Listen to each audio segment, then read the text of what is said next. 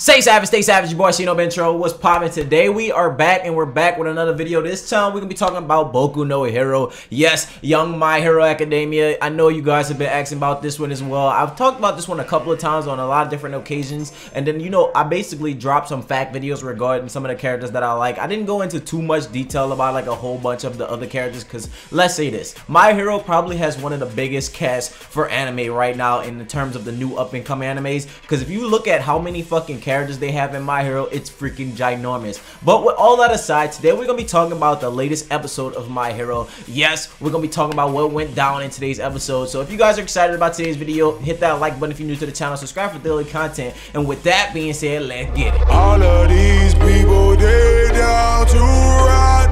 Look in my eyes. No, no, no. No, no, no, no, no, no.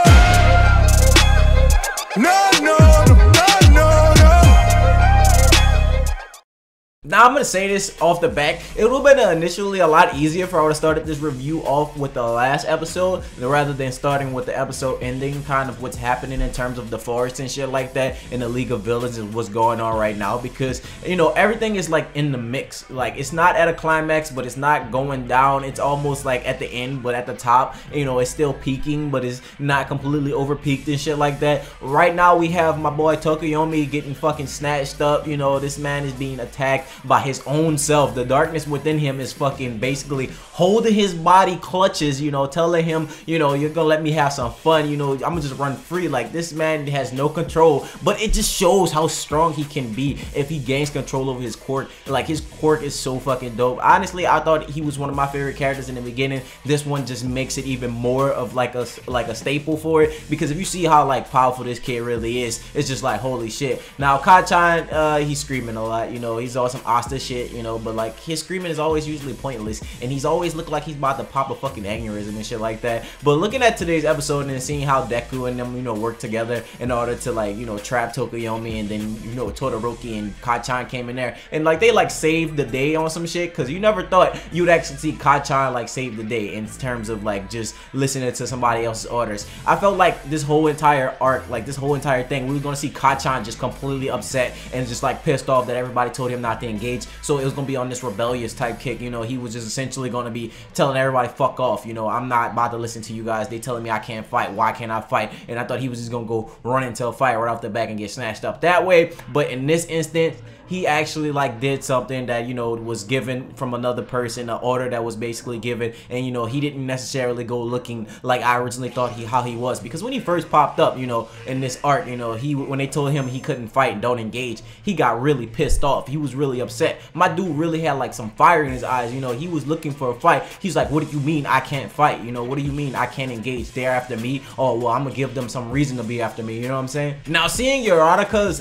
fucking training come out of nowhere and showing like a valid point in today's episode was really dope to see, because we were seeing her train with some hand-to-hand martial art combat and shit like that, and that was something we didn't actually think we would get from her. And it's pretty weird, because if you look at her quirk, she has zero gravity and shit like that. She can touch an object and make it float like real easily and shit like that. So it's really hard to see her actually do something that's gonna be super like beneficial, and the fact that she went ahead and learned some hand-to-hand combat was really dope. Now don't get me wrong, her quirk can come in handy. Like, if you guys saw how tactical she was when she was fighting against Kachan, she threw all the fucking arena up into the air, and then made it all like drop on him, essentially trying to be strategic with it and shit like that. So she could have easily picked up one of these fucking trees, what I'm saying? Maybe she had a little bit more of her actual brute strength and then gave the tree zero gravity. She could have slung that bitch around, and when that bitch was about to hit the girl, she could have probably let it go along those lines. But we saw her use more of her hand-to-hand combat that we saw when she was doing her trainee type shit. It was fucked up that we see my girl Tetsu get cut up like that. She even got cut on the tongue. It was kind of fucked up. Like, I felt that shit. Like, just imagine a piece of glass just slicing your tongue, or like somebody slicing your tongue with a knife. We seen Tetsu take that. Like, she took it like a champ, and she kept fighting. And I was thinking to myself, like, I would be like, bitch, like, and this she was talking like, bro, like, you ever bit your tongue and like you was in so much fucking pain? Like, dog, this girl got a real pocket knife to the fucking, like a hunter's knife to the fucking tongue, my dude, and she just was like, versatile player, you know.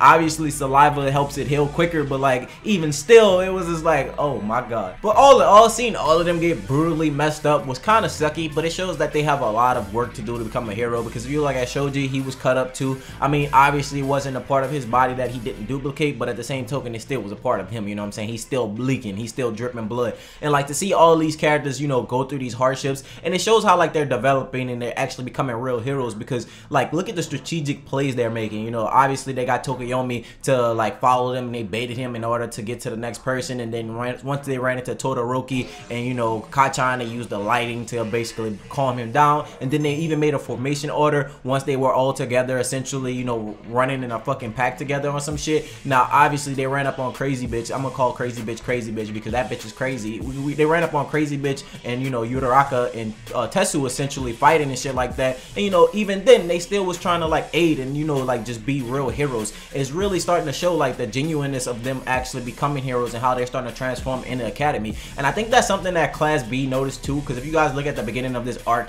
Class B constantly talks about how, like, you know, why is Class A so much better than us, why everybody praising them so much, what's different from them than us. We both go and take the same curriculum, we take the same courses, we go through the same shit. Like, what's so different about Class A than Class B? And then, you know, a lot of the students start to realize, because they don't listen to their teachers. Let's be honest here. Like, a lot of times when they're told not to engage, they still engage. Or even when they get the clear to engage, they engage even more. Like, you seen fucking Kachan engage before, you seen fucking Deku engage, you seen Todoroki engage, you even seen Lydia, you know, supposed to be fucking goody two shoes, class rep. This man went on his own to take on Stain. You seen these people like fight against villains time and time again, you know, and this is something we're gonna keep seeing, and that what makes them true heroes, because they can't turn away from people when they need help, and that's what makes them true heroes. Obviously they get punishment for that shit, but they not fucking with it. They just not with it. And like throughout these episodes and throughout this arc, you start to see like how they truly become heroes, and then you start to see even Class B members start to go through their trials and tribulations. For the most part, and I can honestly say some of the villains in this arc I'm not too impressed with. Like Spinner, pretty ass, you know what I'm saying? I do like Dabi. Dabi's really fucking dope. Just to see his character is really clean. Like, this man really burned Ozawa back. Like, clearly, you know, it was like some clone type shit, but at the same token, you know, just to see those blue flames pop up, it reminds me of Blue Exorcist and shit like that. It gives me like that nostalgia vibe. And, you know, on top of him being a villain and him not really caring about the good team, you know, he just seems badass to me. He looks like such a cool character. Now, clearly he's a villain, you know, at some point or another we're gonna see him get defeated, but right now this dude is probably one of my favorite villains. He does admit that he's not that strong in terms of physical ability and he can't take that many hits, but his fire, it definitely, you know, comes in handy, and it shows that, you know, that might be like his golden factor. Without the flames, he can't do too much, you know. Now to see Mr. Compress come out of nowhere, snatch up Tokoyomi as well as Bakugo, like easy breezy, like what the fuck, dog? It was like, what the hell? It was literally on some Pokemon Go type shit. Like, my dude walked up with his Pokeballs and he threw them bitches, he caught them bitches, and he dipped like nobody noticed. I was just thinking to myself, like, that's kind of crazy. Now to see like them come up this plan with Tetsu and shit to use Uraraka basically to launch them across the fucking sky was really ballsy. But at the same token, we see this motherfucking dude Deku completely broken up. Like, I'm talking about all this shit fucked up, all of this shit like fucked up. Like, this man whole body is fucking destroyed, you know. Obviously he used 1,000,000%, quote unquote. I know a lot of people saying it is 1,000,000%, but I highly doubt it. I think it was more so just for a phrase, something that Deku used to push himself a little bit harder in order to use this and shit like that. But for the most part, I think it wasn't completely 1,000,000%, but more along the lines of actually getting close up to 100%.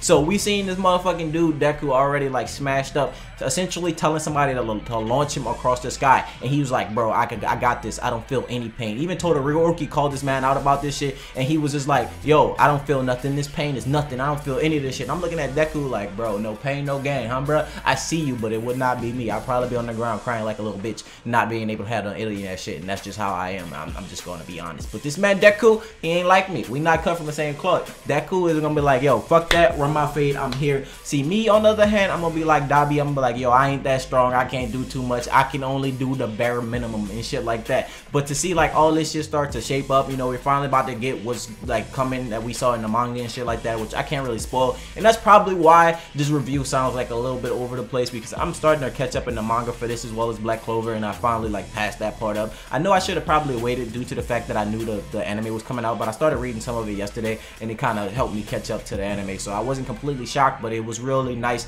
to see everything animated and designed. So let me know your personal thoughts and personal opinions about today's episode. Let me know how you feel about My Hero. Let me know how you feel about the reviews of My Hero too. Do you want to see more of these coming every Saturday, or do you want this just to be something that I did once in the only time thing? I know people keep asking me to bring out other content outside of, you know, Boruto and shit like that. I brought out the Black Clover video, which nobody really watched, but despite the views on it, I do still think I should keep putting them out. You know, I don't really care about the views, more so I just wanted to talk about something that was different and that wasn't really Boruto. Obviously Boruto will continue how it normally been, and I'll continue to push content on Boruto and shit like that, but for the most part, you know, I want to try to add and integrate some new things into that. So with that being said, my name is ShinoBeenTrill. Stay true and stay real. I hope you guys have a blessed day. Until next time, see you guys later. Bye Z. Don't forget to hit that like button, subscribe for daily content, and yeah, all that good shit. And yeah, oh wait, don't forget, Springtime of You shirts are out. I almost forgot, you know, links in the description below. Go ahead and copy your merch, because you guys are always telling me make something else, so it's here now. So yeah, I'm gonna leave now. Bye. Yeah, I've been talking too much.